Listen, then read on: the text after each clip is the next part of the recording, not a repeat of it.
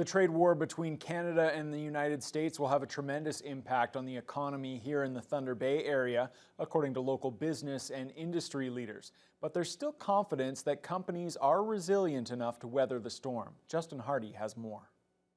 I mean, it's a global, interconnected economy, and this kind of rash behavior doesn't do anyone any good.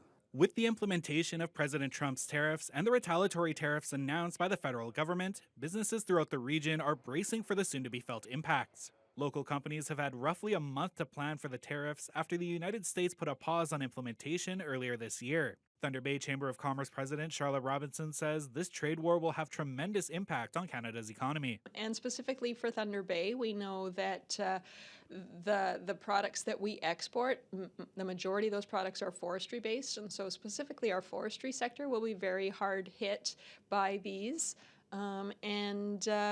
Potentially there are job implications at the local level because of that. Dueling tariffs between Canada and the United States is generally not good news for Northwestern Ontario's forestry sector. However, Laird Van Dam, the chair of the board of the Nuu-Ingin-Okima Forest Management Corporation, says that sector overall is quite resilient, especially as the industry has had to deal with the duties imposed by the U.S. on Canadian softwood for decades. I'm a pathological optimist. Americans are going to buy the wood anyway, and they'll pay an extra price for it.